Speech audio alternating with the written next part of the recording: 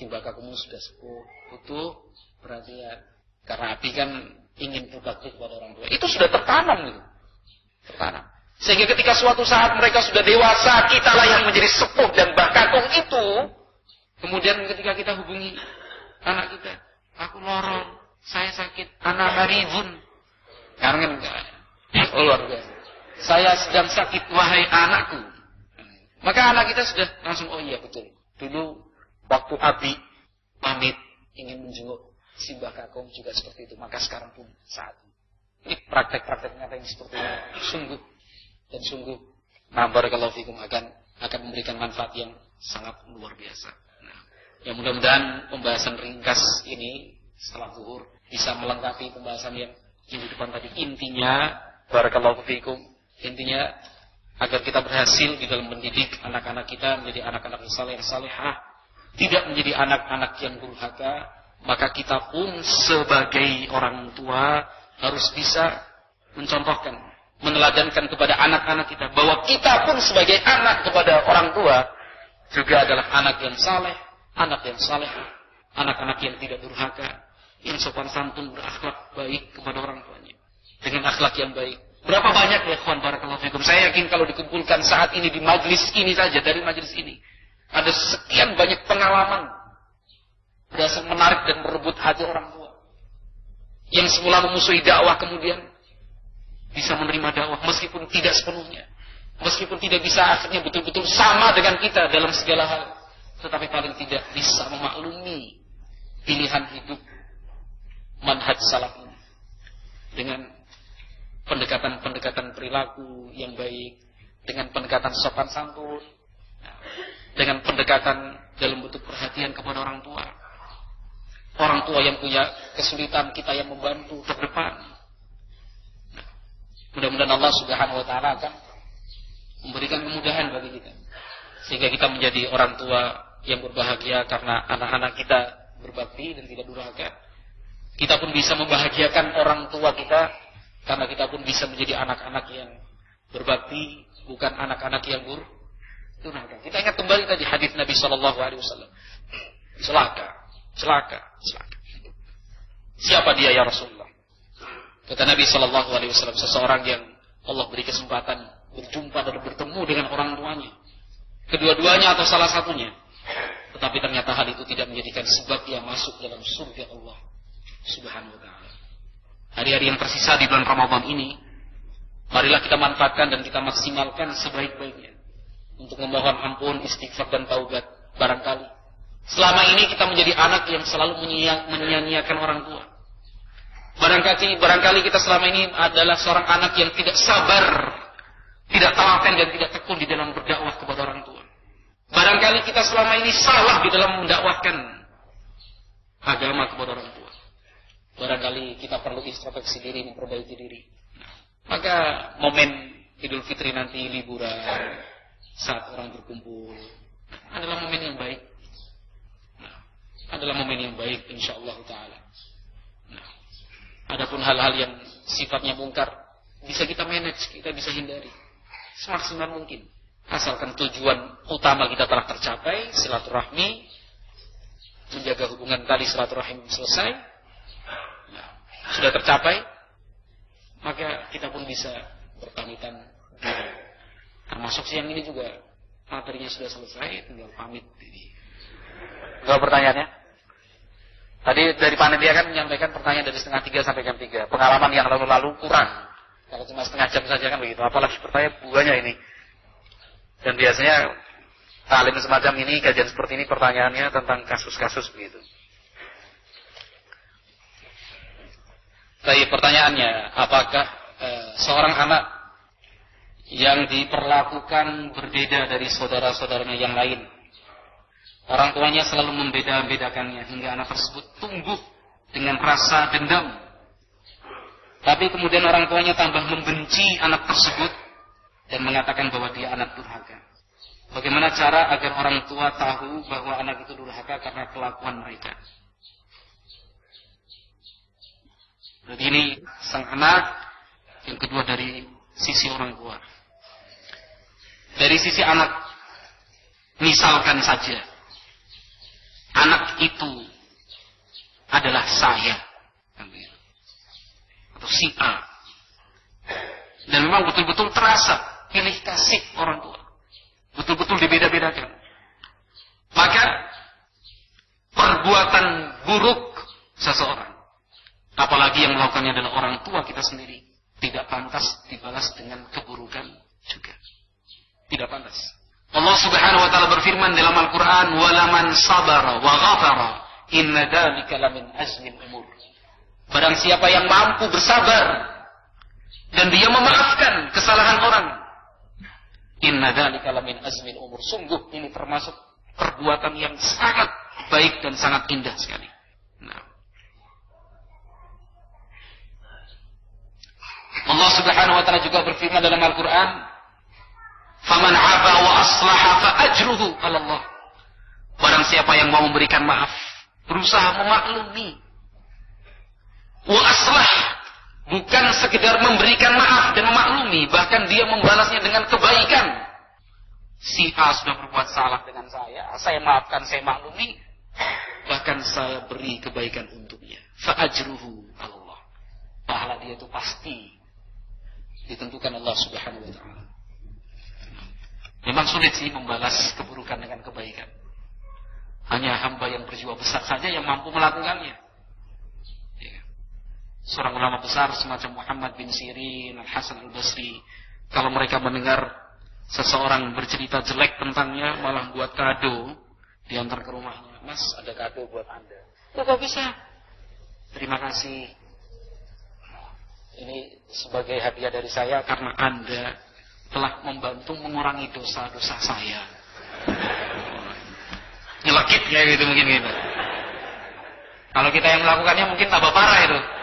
Tapi karena yang melakukannya seorang ulama besar malah keder. Tetapi asar ini saya sebutkan untuk membuktikan bahwa para ulama juga berusaha mempraktekkan bahwa keburukan itu sebaiknya tidak dibalas dengan keburukan yang serupa. Apalagi orang tua kita yang memiliki hak.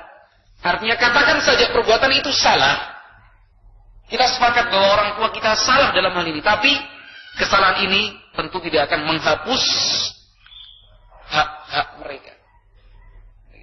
Ya memang ini sekali lagi butuh kesabaran. Maka Allah sebutkan dalam ayat yang saya sebutkan tadi, "Walaman sabara." Dan sungguh untuk orang yang mau bersabar. Nah, ciri orang-orang yang bertakwa adalah wal'afina 'anil nas. Selalu memberikan maaf untuk orang, apalagi orang tua. Maklumi. Bukan malah tua karena dewe maning. Ini cara berpikir yang terbalik. Seharusnya cara berpikirnya, ya kita juga punya kewajiban kepada orang tua juga punya hak. Sudahlah, maafkan saja. Nah, mungkin kita hidup di dunia dibeda-bedakan dengan saudara-saudara yang lain, tapi yakinlah ketika kita bersabar dan mau memberikan maaf, Allah akan tinggikan derajat kita. Biiznillah. Yang kedua, dari sisi orang tua. Dari sisi orang tua yang seperti ini termasuk orang tua yang berbuat zalim. Suatu saat Nu'man bin Bashir radhiyallahu ta'ala seorang sahabat datang menemui Nabi alaihi salatu wasallam menyampaikan bahwa istriku memintaku ya Nabi agar Anda siap menjadi saksi bahwa aku telah memberikan barang ini kepada anaknya. Nabi sallallahu alaihi wasallam bertanya, kepada setiap anak engkau berikan harta ini? Hadiah seperti ini? Tidak wahai Nabi. Kata Nabi, jangan. Saya tidak mau bersaksi untuk pembagian yang tidak adil semacam ini. Kembalikan. Kalau mau memberi, berikan. Semuanya sesuai apa yang dibutuhkan. Sesuai apa yang dibutuhkan. Bagi. Apa? Kecuali kalau dia memiliki barakallahu fikum keperluan yang lain, mungkin berbeda jumlahnya karena kebutuhannya berbeda. Mungkin anaknya yang satu sakit-sakitan, boleh saja yang ini dikasih 3 juta, yang sana sehat 1,5 juta, 2 juta. Karena memang tiap pekan dia butuh obat. Dijelaskan para ulama yang seperti ini boleh-boleh saja. Ibnu Qudamah dalam kitab Al-Mughni, Fadilatul Syekh Muhammad bin Shalih Al-Utsaimin rahimahullah juga menjelaskan seperti itu. Jadi orang tua yang semacam ini sesungguhnya telah terjatuh dalam perbuatan zalim, wal iyadu billah. Kemudian yang ditanyakan tadi, cara agar orang tua tahu bahwa anak itu durhaka karena kelakuan mereka. Jangan sampai orang tahu, jangan sampai orang tua tahu bahwa anak itu durhaka. Dan jangan sampai anak itu durhaka, gitu loh maksudnya. Paham nggak? seolah-olah ingin membenarkan, wallahu a'lam, mohon maaf kepada penanya. Dari kalimat ini seolah-olah kesan yang saya tangkap bahwa perbuatan durhaka itu ada sisi pembenarannya karena kelakuan tersebut. Tapi bukan, kelakuan tidak adil itu bukanlah pembenaran untuk melakukan perbuatan dan tindakan durhaka. Nah, nasallallahu alaihi wa sallam. Yang berikutnya, tulisannya beda. Apakah kewajiban menghormati orang tua yang kandung berlaku juga untuk orang tua tiri, yang mana orang ayah atau ibu tiri tersebut selalu memfitnah anak-anak, mencari-cari masalah dengan anak tersebut sehingga anak itu tumbuh rasa benci terhadapnya? Apakah hal ini berdosa? Kewajiban kepada orang tua sama, secara garis besar sama. Kepada orang tua kandung, kepada orang tua tiri, kepada mertua, itu secara garis besar sama. Nabi Muhammad alaihi salatu wasallam menyatakan dalam hadis yang sahih, "Laisa minna man lam yarham kabirana wa lam laisa minna man lam yuwaqqir kabirana wa lam yarham saghirana." Bukan termasuk golongan kami, tidak termasuk pengikut Nabi yang baik, orang yang tidak menyayangi yang lebih kecil dan tidak menghormati yang lebih tua. Itu bukan golongan dan pengikut Nabi yang baik. Tetapi kepada setiap orang tua yang lebih tua, bahkan tidak ada hubungan sama sekali dengan kita, tetap kita harus menghargai, menghormati sesuai dengan batasan-batasannya. Nah, termasuk juga dengan orang tua tiri. Nah, termasuk juga kepada orang tua tiri. Mereka juga punya hak. Mereka juga punya hak. Nah, meskipun orang tua tiri, bukankah dalam beberapa hal mereka juga memiliki hak dan kewajiban sebagaimana orang tua kandung? Katakan ayahnya ayah tiri. Bukankah kewajiban ayah tiri kita untuk memberikan nafkah untuk ibu kita sama dengan kewajiban ayah kandung kita dulu? Sama kan ya? Sama. Maka haknya pun demikian. Kepada mertua pun juga seperti itu. Memang kita dituntut untuk mampu mendidik diri sendiri dan mendidik istri kita. Kita harus siap dikondisikan untuk bisa memaklumi semua kondisi, lalu memilih manakah yang paling tepat, manakah yang paling berhak, manakah yang lebih didahulukan. Bukan dengan perasaan, bukan orang tuaku itu. Nah ini saya suamimu. Bingung akhirnya, ini orang tuanya sendiri atau suaminya. Tapi hendaknya semua pihak sama-sama berpikir jernih, melihat masalah secara adil, proporsional, semua. Oh ternyata yang paling berhak memang saat ini suami. Alasannya ini itu. Dalam kesempatan yang lain ini yang lebih dahulukan adalah mertuanya, karena alasannya ini itu. Nah, barakallahu fiikum. Kalau seandainya pun ayah atau ibu tiri tersebut selalu memfitnah anak-anak, mencari-cari masalah dengan anak tersebut, kembali kepada jawaban dari pertanyaan pertama tadi. Sabar. Nah, bersabarlah. Jangan sampai rasa benci itu tumbuh. Orang benci itu wajar, tapi jangan dipelihara. Paham gak? Artinya ketika ada faktor yang membuat munculnya rasa benci dalam hati, wajar. Kemudian kita benci. Wah, rasanya aku. Tapi jangan dipelihara. Maksud dipelihara terus dipertahankan saja. Jangan pertahankan. Ganti rasa benci itu dengan sikap memaafkan. Nah, wallahu a'lam bishawab. Ana mau tanya, bagaimana menyikapi orang tua yang tidak adil terhadap anak-anaknya? Ia selalu melebihkan anak laki-lakinya dibanding anak perempuannya. Padahal anak perempuannya selalu mematuhi perintah orang tuanya. Apakah dalam masalah ini si anak perempuan dianggap durhaka pada orang tuanya jika melanggar perintahnya? Mohon dijelaskan bagaimana sikap si anak kepada orang tua tadi. Jazakallahu khairan. Kurang lebih sama ya pertanyaannya? Insyaallah sama. Ya, bersabarlah. Memang pada kenyataannya laki-laki memiliki kelebihan daripada anak perempuan dalam beberapa hal.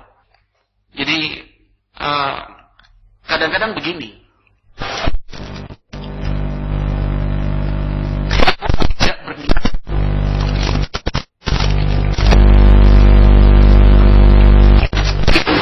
tapi kita sebagai anak lah yang melihat, yang menilai, bapak kok seperti ini.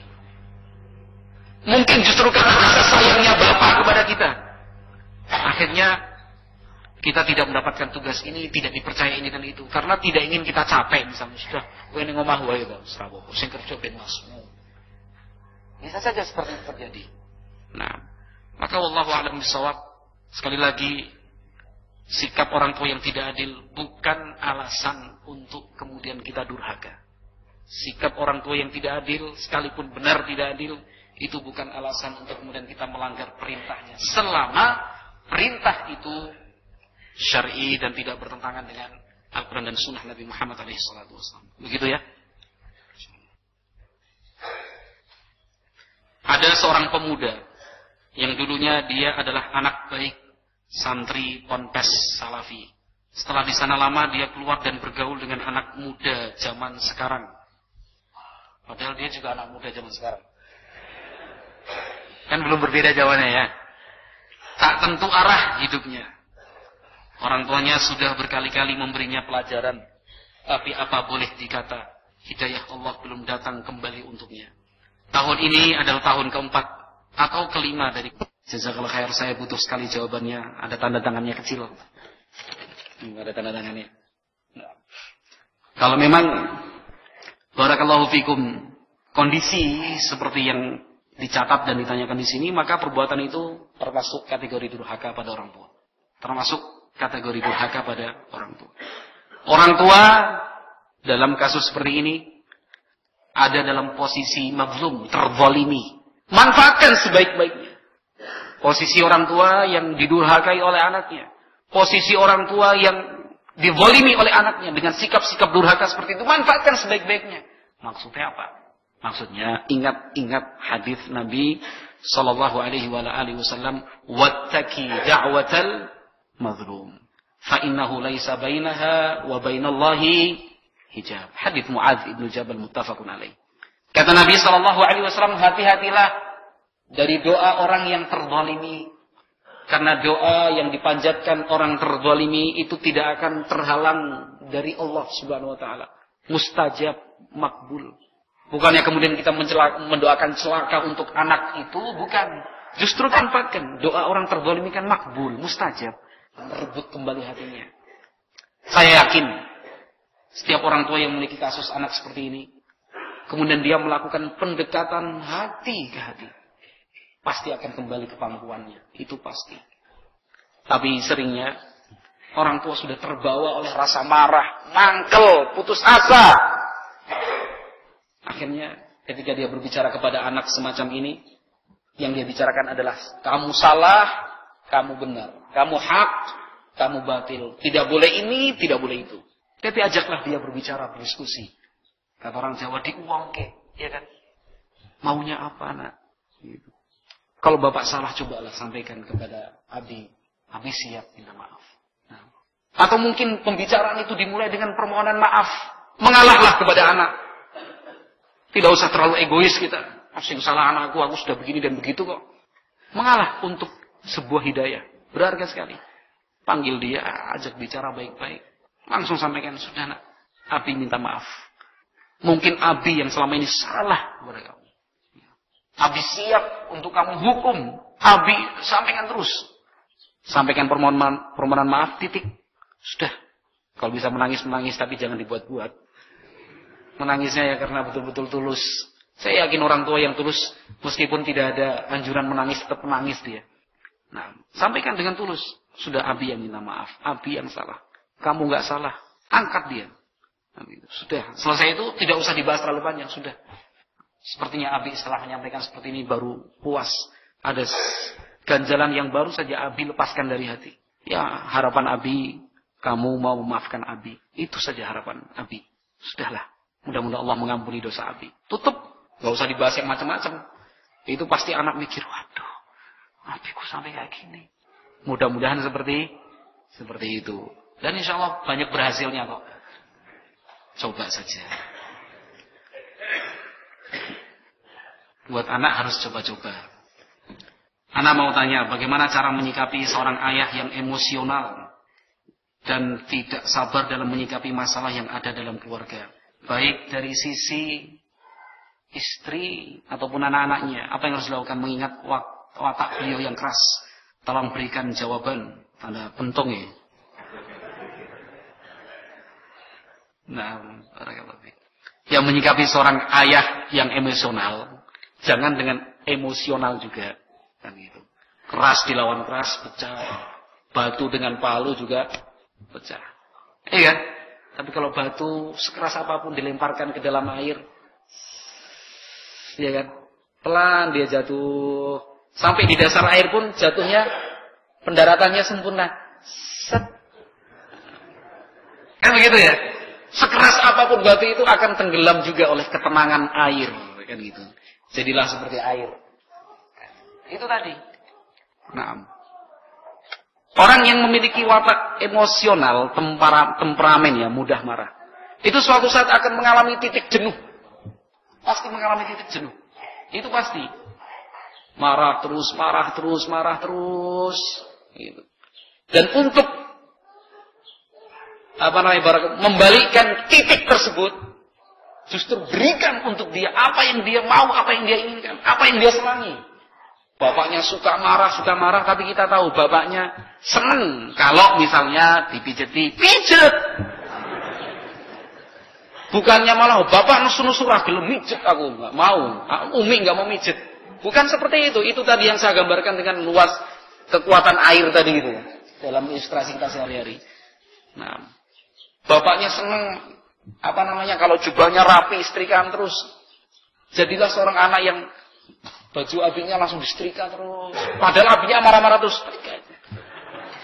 Jangan abinya disetrika, pakaiannya disetrika, cucikan. Artinya begini, barakallahu fikum. Kita punya hak, punya kewajiban. Hak kita tidak terpenuhi. Hak kita sebagai anak, sebagai istri mungkin ya, dalam pertanyaan ini, hak kita untuk mendapatkan kasih sayang, cinta dari suami atau dari ayah tidak terpenuhi. Tapi bukan berarti kemudian kewajiban-kewajiban kita ditinggalkan. Alasannya nggak dapat hak kok. Bukan. Kewajiban tetap terus dilaksanakan. Kewajiban terus dilaksanakan. Jadi insyaallah taala ini nasihatnya. Sekeras apapun orang itu, tapi kalau kita bisa menunjukkan kesabaran, ketabahan, nah, maka insyaallah taala sedikit demi sedikit keras itu akan melunak. Bahkan pada titiknya nanti dialah yang akan merasa bersalah, menangis dan berusaha akan mengganti kesalahan-kesalahan yang lalu dengan hal-hal yang baik. Berdoa kepada Allah Subhanahu wa taala. Abu Hurairah radhiyallahu taala berkali-kali mengajak dakwah ibunya. Tolak terus dakwah, tolak. Sampai akhirnya Nabi alaihi salatu wasallam, Abu Hurairah datang kepada Nabi alaihi salatu wasallam, meminta diaminkan doanya. Salah satu doanya adalah agar ibunya mendapatkan hidayah. Nabi alaihi salatu wasallam doakan.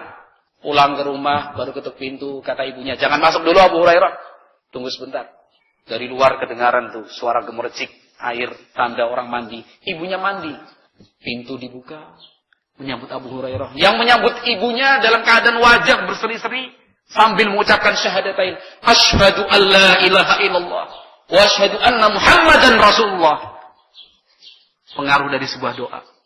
Jangan kecilkan arti doa. Wallahu a'lam bishawab. Bagaimana mendidik anak secara syar'i yang anak tersebut hiperaktif? Caranya juga harus hiperaktif gitu. Harus imbang. Orang tuanya juga harus hiperaktif dalam arti kata yang positif. Bukan anaknya lari, orang tuanya ikut lari, bukan. Dan sering berkata-kata tidak sepantasnya. Pada prakteknya, ikhwati fillah yang dimuliakan dan dirahmati Allah Azza wa Jalla, anak sering meniru. Walaupun ia tidak memahami arti dari kata yang dia ucapkan. Gak paham dia. Temannya ada pakai gini, senang, melu-melu ikut-ikutan. Gitu, ngomong kayak gitu. Gak boleh dimarahin. Segala macam.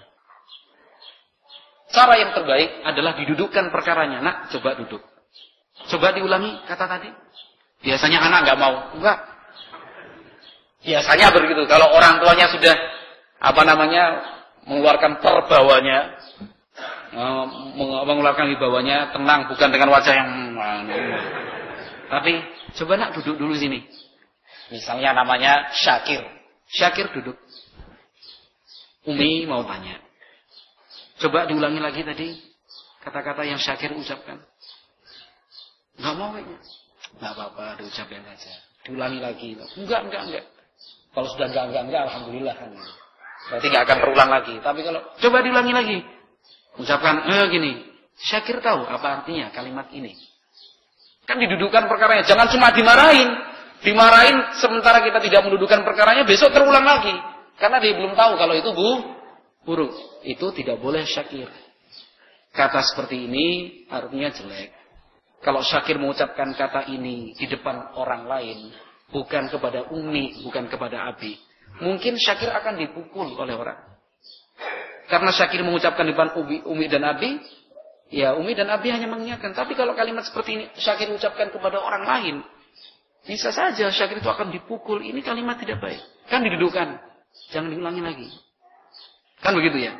Kalau misalnya kata-kata itu kasar, artinya tidak pantas diucapkan, coba diganti. Alangkah baiknya kalau syakir mengucapkan kalimat seperti ini. Begitu. Ucapkan subhanallah. Ayo subhanallah. Besok teman-temannya rame-rame, subhanallah, subhanallah. Jadi motor dia. Insyaallah gitu. Jadi itu salah satu caranya, wallahu a'lam. Maaf, Pak Ustadz. Saya mau tanya. Adalah guru agama yang tahu betul bahwa poligami itu sunnah Nabi. Kesempatan ini, diskusi. Kalau sama orang awam susah kita diskusi kan? Ini kesempatan Anda. Sekian lama karakter itu tidak muncul lagi. Mohon restui Ananda untuk poligami. Gitu. Ya tergantung sekarang pengen poligami bener apa enggak kan gitu. Kalau betul-betul ingin poligami, ayo diskusi sama orang tua. Itu jawabannya.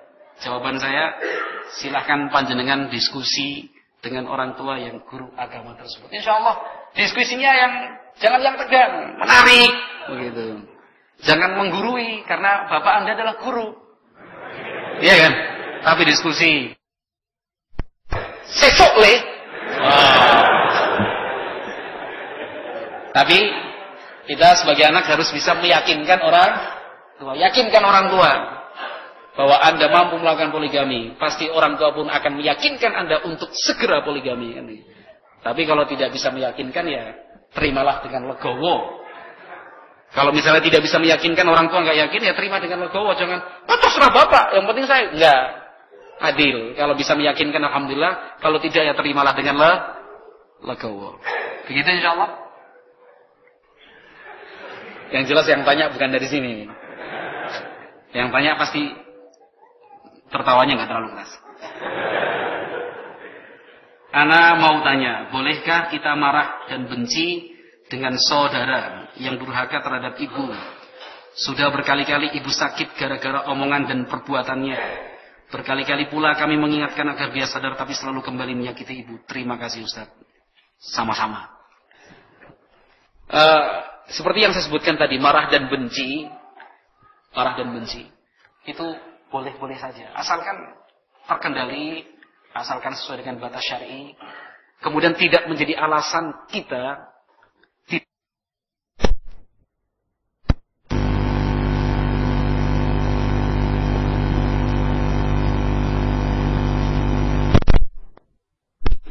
kepada saudara kita yang melakukan perbuatan tersebut. Nah, kita bisa jauhkan ibu kita dari dia. Ibu kita sudah kita bawa saja. Sudah, ibu dari Pulau Mawon. Nah, teng Semarang misalnya. Ikut Semarang. Pisahkan. Jangan hidup di Cilacap. Karena anak yang durhaka itu ada di Cilacap. Sudah, bawa ke sana. Atau mungkin anak yang durhaka itu masih butuh bantuan fisik ekonomi dari kita. Jangan beri. Kan begitu. Ini sanksi-sanksi. Meskipun demikian ketika suatu saat saudara kita itu butuh bantuan. Dengan menjenguk, dia akan tersadar, Masya Allah, saya selama ini selalu berbuat salah. Tapi ketika saya sakit membutuhkan, tetap saudara saya membantu. Kan begitu ya, sering orang tersadar dengan sikap-sikap yang seperti itu. Nah, wallahu a'lam bishawab. Kemudian, yang paling terpenting dari ini adalah menyiapkan mental ibu.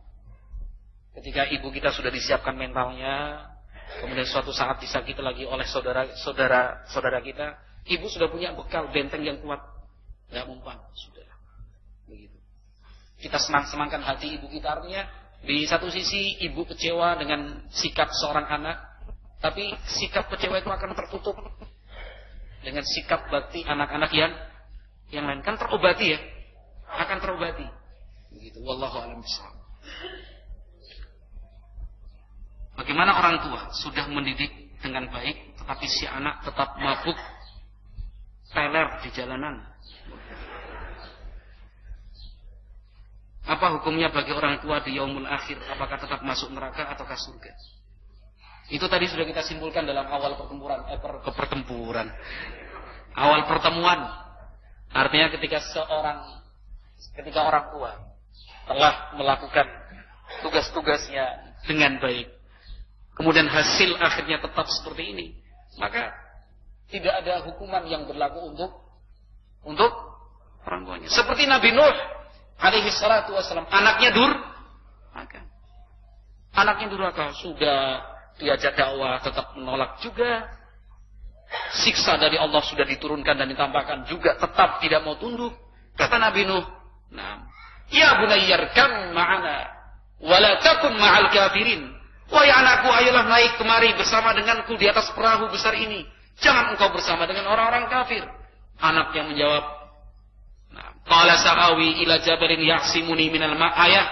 Aku akan berlari naik ke atas bukit yang tinggi. Aku akan terlindung dari air bah ini.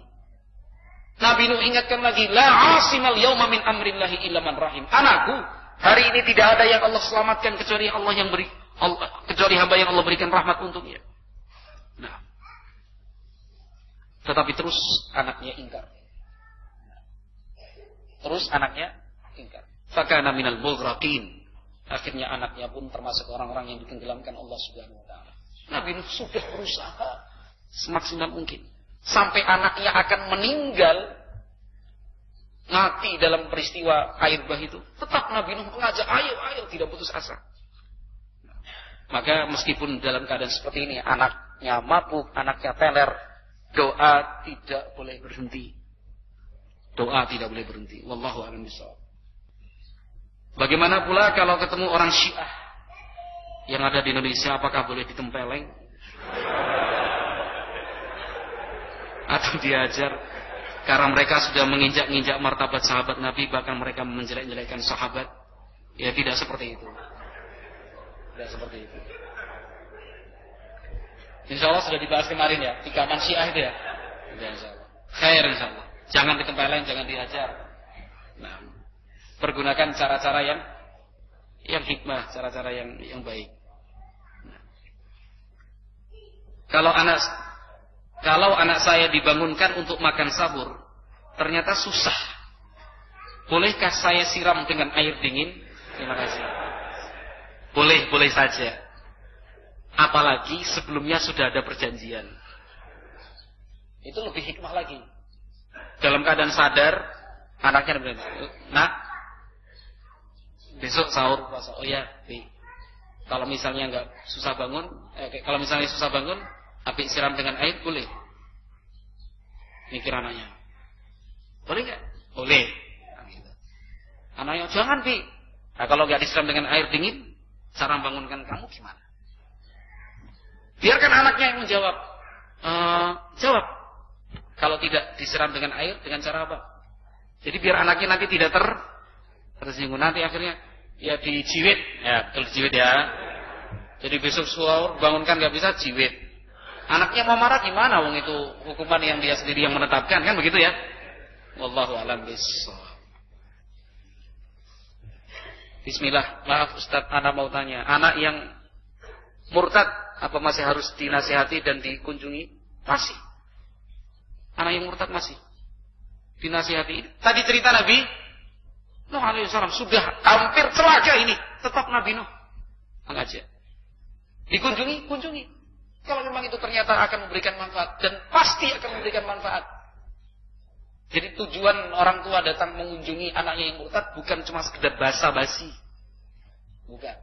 Tapi di situ ada nilai-nilai dakwah. Dan itu harus ditampakkan. Wallahu a'lam. Apa doa orang tua masih sampai kepada anak yang murtad? Masih, kalau Allah kehendaki.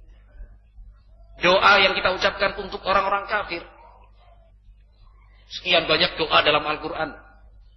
Doa-doa yang diucapkan para nabi. Mendoakan kaumnya yang kafir agar mereka mendapatkan hidayah. Sampai juga kepada Allah Subhanahu wa ta'ala. Doa Nabi Muhammad SAW kepada penduduk Taif. Allahumma hdi qaumi fa innahum la ya'lamun. Ya Allah, berikan hidayah untuk kaumku, mereka yang sudah menyakiti dan mengusirku, karena sesungguhnya mereka tidak tahu ilmunya. Allah kabulkan. Pada tahun-tahun utusan Maka dari Taif pun datang utusan menyatakan keislamannya. Sampai insyaallah. Selama anak yang murtad itu belum meninggal. Kalau sudah meninggal, tidak boleh. Allah Subhanahu wa taala berfirman, "Wa ma kana al-mu'minuna wa ma kana lil mu'minina an yastaghfiru lil musyrikin min ba'di ma tabayyana lahum annahum min ashabil jahim." Tidak pantas orang mukmin mendoakan orang musyrik, orang kafir setelah jelas nyata dia termasuk penduduk neraka. Tandanya apa? Dia meninggal dalam keadaan kafir, ini tidak bisa didoakan lagi. Tapi kalau dia masih hidup, doakan. Haruslah kita musuhi, benci kepada anak yang murtad dan kepada semua keluarganya. Ya, benci kita kepada anak yang murtad karena kemurtadannya, karena agama yang dia pegang. Tapi rasa sayang kepada anak, rasa tabiat seorang orang tua kepada anak itu tentu masih, yang itu ditandai dengan terus mengupayakan, mendoakan agar anaknya kembali kepada Islam. Wallahu a'lam bishawab. Ustaz, saya mau tanya, aku enggak apa, aku setiap kali berdoa supaya orang tua dikasihi oleh Allah Subhanahu SWT ini. Allah Subhanahu wa taala, aku selalu memohon kepadanya, orang tua saya muslim sekarang sudah meninggal. Yang saya tanyakan, apakah doa saya benar karena orang tua saya beribadahnya seperti orang banyak di kampung saya belum mengenal yang namanya Ahlussunnah, bagaimana solusinya? Kalau memang orang tua kita meninggal dalam keadaan sama sekali dakwah itu belum sampai, kita pastikan, kan orang-orang tua zaman dulu ya, tapi secara zahir mereka muslim, tetap doakan. Secara zahir mereka muslim, tetap doakan. Nah, wallahu a'lam bishawab. Bagaimana cara berbakti kepada orang tua yang sudah meninggal selain dengan mendoakannya? Cara berbakti kepada orang tua yang sudah meninggal selain dengan mendoakannya adalah tetap menjaga hubungan baik dengan kerabat dan teman-teman dekat orang tua kita. Al-Imam Muslim rahimahullahu taala meriwayatkan sebuah hadis dari sahabat Ibnu Umar radhiyallahu taala anhuma. Suatu hari Ibnu Umar bersama dengan rombongan beberapa orang jalan menggunakan kendaraan naik di atas himar. Di tengah jalan Ibnu Umar melihat orang Badui lewat. Tampak sekali sangat membutuhkan bantuan. Dipanggil sama Ibnu Umar. "Kamu ini fulan bin fulan bin fulan ya?" Tanya kebenarannya. Kata orang Badui itu, "Iya benar." Langsung Ibnu Umar turun dari kendaraannya, kendaraannya dikasihkan, "Ini hadiah buat kamu." Pakaian selendangnya itu dilepas juga, "Ini buat kamu juga." Pergi orang Badui itu. Teman-temannya kaget, "Ibnu Umar, inna radiya bil yasir." Orang seperti ini, Anda beri sedikit saja sudah senangnya, bukan main. Oh, dikasih kendaraan, ibaratnya motor ya, kasih motor. Kasih baju jaket nih buat jenengan. Mau dikasih duit 10.000 aja mau, kok dikasih motor segala macam. Ibaratnya kayak ngono. Akhirnya apa jawaban Ibnu Umar? Jawaban Ibnu Umar, "Inna abahu wuddu abi." Ayahnya tadi, ayah orang tadi, itu sahabat kental ayahku, Umar bin Khattab. Sementara aku mendengar Rasulullah Shallallahu Alaihi Wasallam bersabda, sungguh di antara bentuk bakti anak kepada orang tua adalah tetap menyambung tali silaturahmi dan hubungan orang-orang yang dicintai. Ini salah satu caranya. Jadi, misalnya orang tua kita punya tetangga baik, tetap punya sahabat jauh di sana. Nah, suatu saat kita berangkat ke Lampung misalnya. Lampung kan dekat sini, cuma ini loh, luar Jawa sini loh. Nah, gitu. Dekat ini, setelah nyebrang Selat Sunda itu, situ Lampung. Orang tua kita ternyata punya sahabat dekat di sana. Dulu tetangga kampung di Maos, pindah ke sana, tahu alamatnya, sering surat-suratan, telepon-teleponan. Suatu saat kita ada kesempatan ke Lampung, cari alamatnya, bawakan hadiah ini. Lah, kamu sama nak? Kulo putrane Pak Rifai. Rifai itu nama bapak saya. Kan Mukhtar bin Rifai. Kula putrane Pak Rifai. Oh, Pak Rifai itu, Masya Allah. Itu sudah pahala besar kita lakukan. Pahala besar kita lakukan. Barangkali yang seperti ini jarang diamalkan. Mari kita sering mengamalkannya biar tidak jarang. Bukan jarang panas ya. Apakah dengan mengajak taklim orang tua ke majelis taklim salafiyin juga termasuk salah satu bentuk berbakti pada orang tua? Termasuk. Nah, mengajak taklim orang tua ke majelis taklim salafi termasuk berbakti. Tapi berikan hak mereka. Berikan hak mereka itu ya, pilihkan jenis dan kajian yang saat itu dibutuhkan. Oh, mbah diajak pelajaran Rasulullah ya kan kamu gitu. Ini contoh ekstrim yang saya berikan, tapi bisa dipahami kan ya? Oh, kajiannya sekarang ini, pas ini. Ustadznya juga kira-kira cocok nih. Kan gitu. Neng dile, ikut pengajian di mana ini? Desanya apa di sini? Ujur kan desa. Iya, desa ya. Wah, ini biasanya naik motor, rentalkan mobil. Wah, luar biasa itu. Mana? Ini ada mobil nanti, kita naik mobil tempat pengajian. Ya nggak usah lama-lama juga. Dari pagi sampai sore ya orang tua sudah gini. Wah, anaknya bilang tolabul ilmi. Tapi ingat, orang tua yang kita ajak cukup katakan agak telat sedikit nggak apa-apa lah. Ustadznya insya Allah nggak marah. Karena ternyata ada tujuannya ngajak orang tua mulai jam 10 ini setengah 11 baru diantar ke sini. Ikut kajian sampai setengah 12, jam 12 pulang setelah sholat zuhur, sampaikan saja, atau sebelum sholat zuhur sampaikan ke orang tua, tawarkan ini kajian sudah selesai, nanti dilanjutkan setelah zuhur. Bapak ingin pulang sekarang atau nanti sholat zuhur dulu? Saiki wae ini panas nih kan gitu. Bapak nggak biasa lama-lama duduk kayak gini.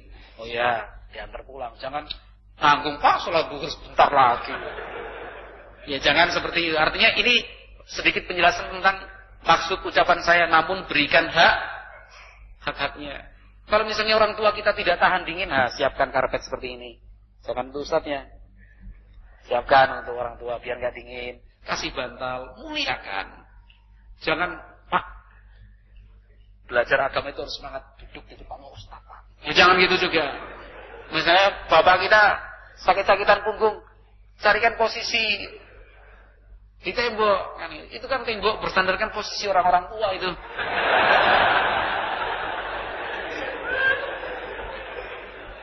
Ngapunten ya, jangan tersinggung. Mohon maaf, tidak ada maksud untuk menyinggung dan menyakiti. Biar suasananya hidup saja ya. Artinya berikan hak itu untuk orang tua kan gitu. Udah, masya Allah luar biasa. Alhamdulillah. Kalau misalnya ada kesempatan, kenalkan sama ustadznya, sama kiainya. Mungkin orang tua kita kan nggak kenal ustadz itu siapa. Bilang, Pak ini kiainya. Kiainya dari jauh nih, dari Bandung. Abu Hamzah Yusuf. Oh misalnya gitu. Ini dulu belajar di tanah Arab. Oh ya, masya Allah Pak Kiai Abu Hamzah Yusuf. Misalnya kan gitu. Kalau sama saya nggak percaya, masuk cenom gini kan gitu. Cairan insya Allah. Artinya itu termasuk berbakti kepada orang tua, tetapi berikan hak. Sampai jam berapa, Mas? Jam 3. Nggak kurang? Maksudnya nggak kurang dari jam 3 kan? Ustadz, bagaimana bila ada undangan silaturahmi Bani Fulan? Pakai Bani Fulan nih. Dan saya termasuk Bani Fulan tersebut. Namun kebiasaan ikhtilat dan musik, apakah sebaiknya kita tidak datang mutlak? Apa gimana sebaiknya menyikapi masalah seperti ini? Karena kita akan dipandang orang yang tidak mau silaturahmi. Yang penting ngetok aja lah. Kan gitu. Yang penting datang. Misalnya kita bawa sedikit bingkisan kan begitu. Sedikit bingkisan. Kan di situ kan ada orang yang paling tua kan tentunya dalam Bani Fulan kan pasti ada kepala sukunya. Kan gitu. Ada raisul qabilahnya kan begitu. Entah itu simbah kita, entah itu siapa. Bawakan sedikit bingkisan. Memang hadiah itu masya Allah luar biasa pengaruhnya. Kasih hadiah, datang ke tempat itu, sak keluarga segala macam, ya kan. Terus langsung nemui yang memiliki acara yang dihormati, yaitu kepala suku Bani Fulan ini. Sampaikan hadiah ini Pak, apa Mbah Warso, ngapunten ini segala macam. Terus anak-anaknya disuruh salaman kepada yang mahram kalau itu ada yang mahram. Kita juga seperti itu. Selesai langsung ngapunten nggih Mbah niki wonten acara. Acaranya mau pulang ke rumah nih. Asal pulang rumah ini segala macam. Artinya alasan itu bisa dibuat-buat asalkan tidak bohong. Oh, yang penting undangan itu sudah kita penuhi. Insyaallah bisa ya? Bisa insyaallah. Hah? Setiap tahun? Alhamdulillah, berarti setiap tahun kita begitu. Mau tanya Ustaz, bagaimana cara membalas kebaikan-kebaikan seorang teman kepada kita yang dulunya dekat dengan dia. Namun kini kita sudah jauh. Tapi kita masih berharap berkumpul lagi dengan dia karena suatu perkara kami berpisah. Bagaimana pula cara menebus kesalahan dan dosa kita kepada teman kita itu? Atas jawaban dan solusinya saya ucapkan jazakallahu khairan. Ya, meskipun jasad terpisah, hati kita terikat erat. Itu prinsip dalam persahabatan. Nah, kalau memang barakallahu fikum berpisah, mungkin teman ngaji dulu, waktu sekolah sama-sama thalabul ilmi, sama-sama dipanggil gurunya di PP. Karena usul Pak, kalau istirahat sholat zuhurnya istirahatnya sesuai dengan sholat zuhur. Mungkin sama-sama teman ngaji dulu bareng-bareng masa sekolah, yang sama-sama dimarahi orang tuanya karena pakaiannya sudah agak-agak beda. Susah senang bersama. Sekarang berpisah. Ya, kita bisa mendoakan, mengirim informasi, berkirim surat. Sesuatu yang memberikan pengaruh luar biasa tapi sudah jarang dipraktekkan karena muncul teknologi seperti ini adalah bersurat dengan kertas. Sudah ada SMS, email, Twitter, Facebook, BBM-an kok masih pakai surat. Nilainya beda, Bapak. Semua surat keputusan instruksi instansi itu nggak ada pakai SMS, semuanya pakai surat. Jadi surat itu lebih bernilai, berharga. Suatu saat begini, saya pernah menyampaikan materi ini kepada teman-teman waktu itu anak-anak SMA 1 di Surakarta. Trik biar sama orang tua itu bisa bagus direstui untuk thalabul ilmi. Saya sampaikan salah satu caranya tulis surat, ungkapkan isi hatimu semuanya. Sebenarnya begini. Karena surat itu pasti punya nilai berbeda, itu materinya. Awal-awal Ramadan datang surat kepada saya. Ternyata surat itu dari salah satu peserta kajian itu. Dalam surat itu tertulis sebagaimana seperti Ustadz pernah ngendikakan kan gitu. Surat itu bernilai, maka sekarang saya ingin bersurat kepada Ustadz. Masya Allah, luar biasa kan pengaruhnya. Saya juga kaget. Wah, ini surat ini harus saya simpen, ini spesial banget kan gitu. Ternyata dia minta maaf. Mungkin selama ini berbuat salah segala macam. Sama titip uang untuk iftar pondok. Oh, ya sudah senang saya. Tapi sebenarnya surat itu sangat berpengaruh. Kalau SMS penuh dihapus, nggak sengaja kehapus, ya kan? Melihat HP terus-menerus juga wagu kayaknya. Tapi kalau terus-menerus lihat kertas dibaca berulang-ulang, sahabat, bagaimana kabarmu sekarang sahabat? Nah, kan itu nggak terlalu wagu banget gitu. Bersurat itu sangat baik sekali. Doa. Kalau memang kita pernah berbuat salah kepada dia, nah, maka kita ganti dengan perbuatan-perbuatan baik. Apakah boleh orang tua yang marah kepada anak sambil menyebut La ilaha illallah? Anak kok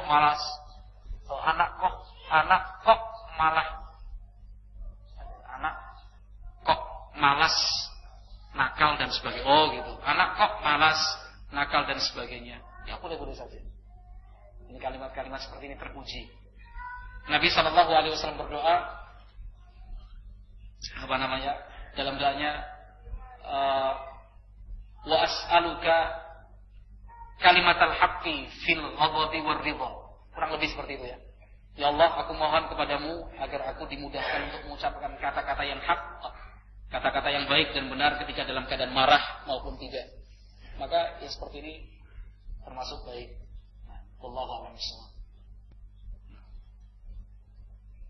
Pakaian minimal orang tua di dalam rumah di hadapan anak-anak dan pakaian minimal dalam tidur.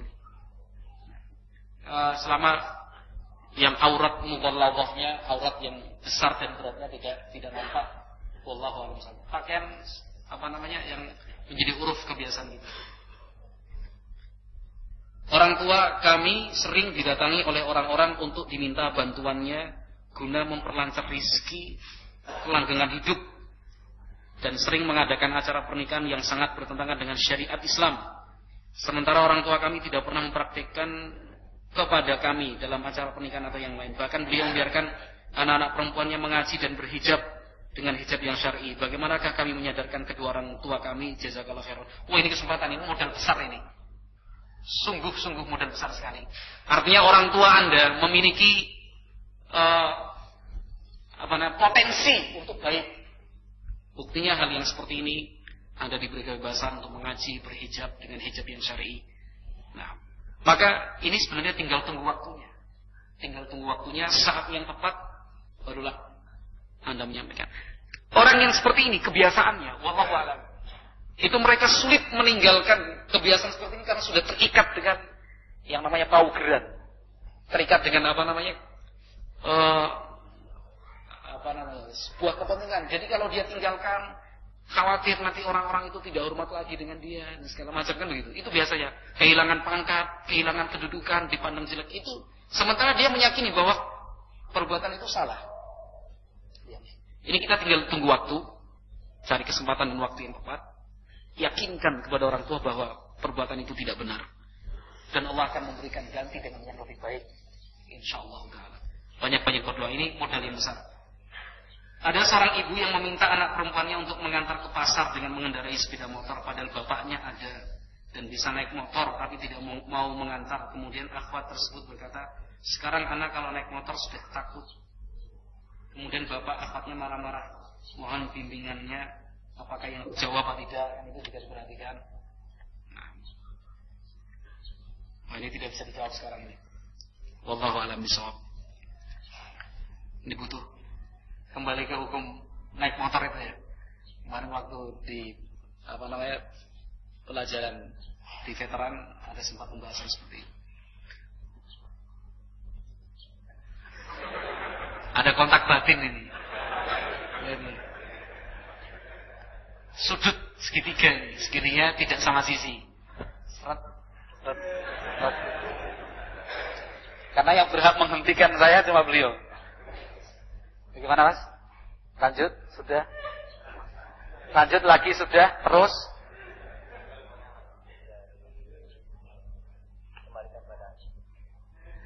Dikembalikan kepada saya.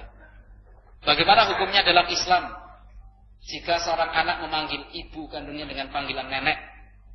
Karena sejak menjadi yatim, umur 2 tahun ditinggal merantau dan dalam waktu yang lama oleh ibu kandungnya.